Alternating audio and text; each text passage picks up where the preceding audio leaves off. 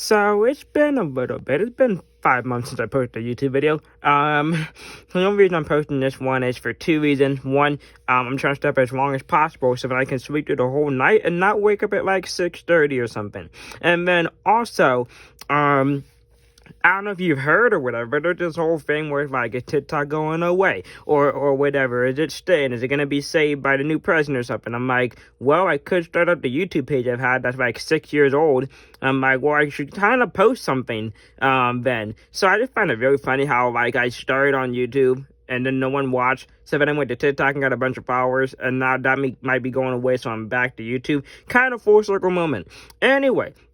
So, today, I want to go over my list, my album ranking for Taylor Swift. Now, I kind of did this in a TikTok last week, and I didn't really like how it turned out, okay? I was speed talking because this thing on YouTube, you know, people don't have long attention spans. So I tried to keep the video around 3 minutes, and I didn't get to say everything I wanted to say. So I'm like, I have a YouTube page, I can, like, slow down, not talk super fast, and kind of go through every single album, because on that video, I just kind of glanced over the bottom of the list and went over the top 5. So, a couple disclaimers. One, I have not heard every single song on every single Taylor Swift album. So, if your favorite album is near the bottom, that's on me. Sorry, I haven't listened to every single song. 2, it's almost midnight. Okay, I've been up since like 6:30. That's why I'm trying to stay up so I don't wake up at 6:30. So if I accidentally put one song on a different album, that's on me. Okay, so going through all 11 albums, I'm going to be talking about why some are near the bottom while others are closer to the top. Okay.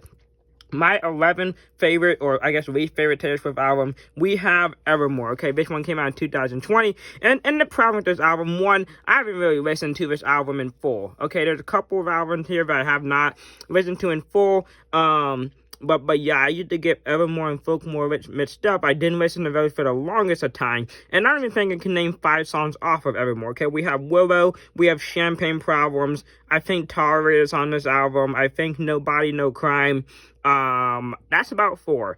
And Evermore is a song on Evermore. I can't tell you what any of those songs sound like. A couple of those I can recall, like Willow and Champagne Problem, the only two, like, I've heard somewhat consistently. But if one of these songs come on, it's like automatic skip button, like, yeah, it's a song on Evermore. I never hear anyone say, oh, Evermore is such a great album. I've heard other people be like, man, Red is really good, or Speak Now is awesome, but I never heard anyone like be a defender of Evermore, okay? In 10th place, we have the original album, Taylor Swift self-titled. Now, there's a couple problems with this one. One, this is, like I said, her original album, it came out in 2006. For reference, I was born in 2002, so I was not in my prime, peak Taylor Swift listening phase to, like, appreciate this music. But also, there's just a couple of songs I like on here, like Teardrops on My Guitar. It can be in my top 5 some days. That's cool, but Tim McGraw is alright. Like, Picture the Burn is, okay, I can go without it. Should Have Said No. Our Song, I find those two very, very annoying. I don't want to say overplayed since they're like 18 years old, but they've had their fair share of playtime, and kind of tired of them. Number 9, we have Midnight, okay? Now we're starting into a few songs I like. High Infidelity's on this album, that one's good. I like Midnight Rain, Anti-Hero, what's the other one? Mastermind. Mastermind, probably my favorite song off of this album. Karma. So there's a few good hitters.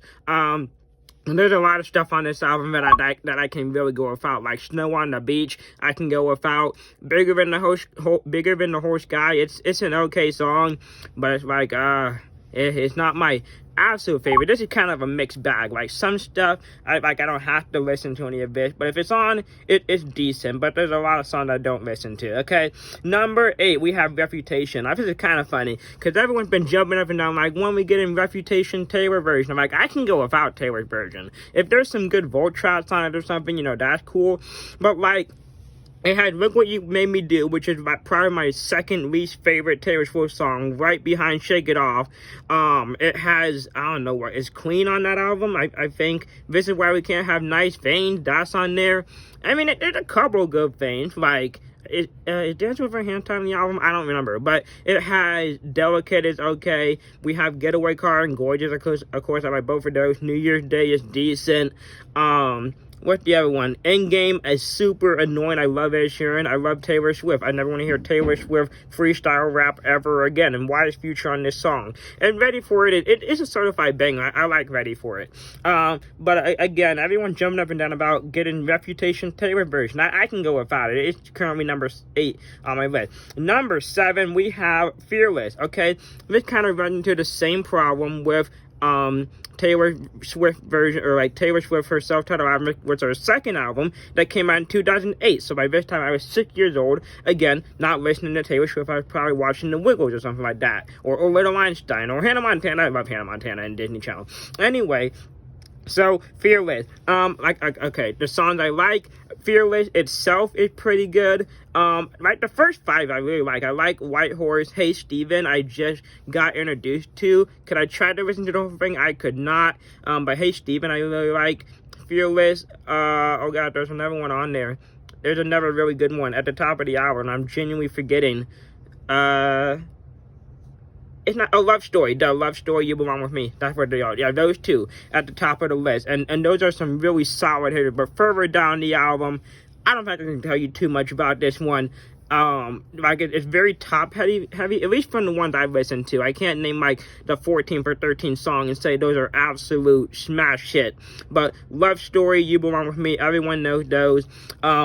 White Horse and Hey Stephen, those are okay, but I haven't heard anyone say too much about the bottom of this album. Number 6, we have Lover. Okay, Lover, I think, I've kind of grown on Lover. I used to hate Lover and The Archer. I used to hate both those songs. I think they're on the same album. I don't remember. But those are kind of grown on me. I think The Man is on Lover. I think Death by a Thousand Cuts, that's a top 10 song. So it's like, we're starting to get into like, wasn't a huge fan of Lover. What was it, like 2017? 19, when Lover come out. But yeah, this album, I kind of skipped on this one too. I was like old enough to listen to the album, but this is when like I was in my 2010s like pop phase, and Taylor Swift was not part of it. Like I said, Lover wasn't on the top of my playlist or anything like that. Whatever songs off of Lover, I'm genuinely blanking. I know it has Death by a Thousand Cuts. That's probably my favorite song off of this album. Cruel Summer, is Cruel Summer off of Lover? I can't tell you. Kind of a mixed bag. Now we get into the top 5. We have Tortured Poet Department, or TTPD. Okay, now this is, when I was making this is just the original version. So this is just the first 16 songs without the anthology, because I've not listened to the anthology. The only song I've heard from the back half of this album is So High School. I need to sit down one day and listen to the rest of it. Okay, so, but for the first 16 songs, about 10 of them I can really vibe to. Okay, Who's Afraid of Little of Me? That's great. I Can Do It with a Broken Heart.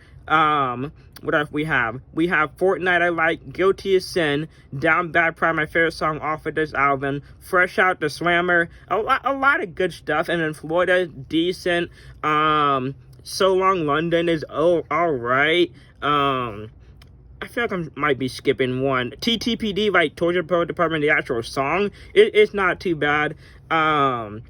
Did I say Guilty as Sin? Did I say Fortnite? Like, all those songs, like, I kind of vibe with, okay? I kind of like a lot of them.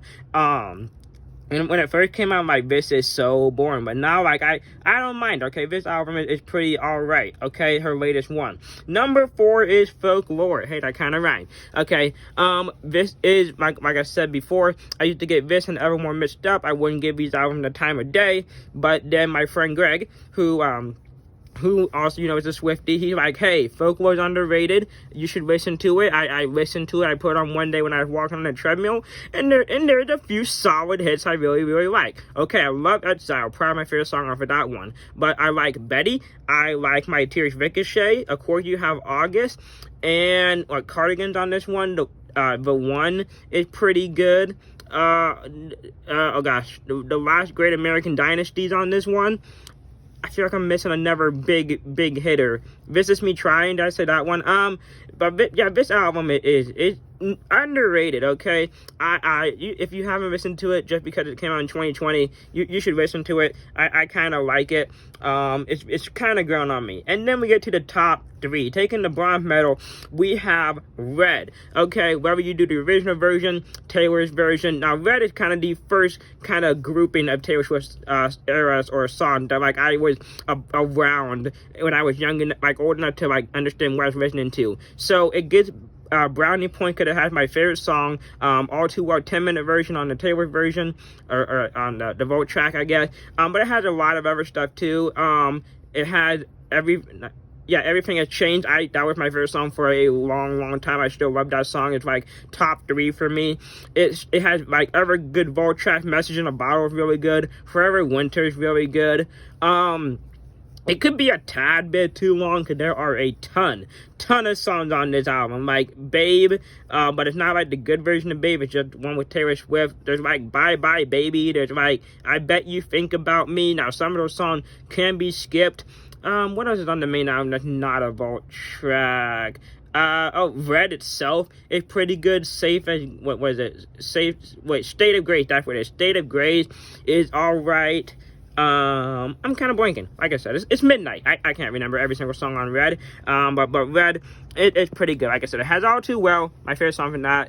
The Last Time, that one's also really good with Gary Lightbody, whoever the heck that is. And then we come down to the top 2. My number 2 Taylor Swift album is Speak Now. So let's start with the Volt tracks again. 5 Volt tracks, and I love them all. I believe Speak Now has Timeless, which is a hit. Foolish One, which I can get behind. I Can See You, Electric Touch, and Castle Crumbling. Castle Crumbling is great. I've been obsessed with this song for 2 months. I love Castle Crumbling. You get into the main album, you have The Story of Us, Speak Now, Enchanted. I even love saying Dear John, but when I'm saying Dear John, my friends like saying F John. I don't actually know. I know Speak Now itself is like a song on the album, but I genuinely can't tell you anything about it. But yeah, there's a lot of really good stuff off of Speak Now. The reason this ranks so high, this is her 3rd album. One has a lot of good songs, but this kind of almost didn't qualify because this came out 2010, so I'd be 8. Same thing with the first 2 albums. I was a little bit too young, but when it came out with Taylor's version, it was me, my best friend Alyssa, my friend Kayla. We were up like for 3 hours in the middle of the night on FaceTime, listening to this album, going song by song by song, and I loved every single song on this album. There's so much good stuff on Speak Now, but it gets beat out barely by 1989, my top album. This is just kind of a nostalgia trip, kind of like Red. 1989 is pure nostalgia, okay? It does have some flops like Shake It Off and Out of the Woods. It's not the most critically acclaimed song, but it has a lot of stuff I like. It has Style, it has Wildest Dreams. I think Blank Space is on this one. It has Welcome to New York. That's a pretty good opening track.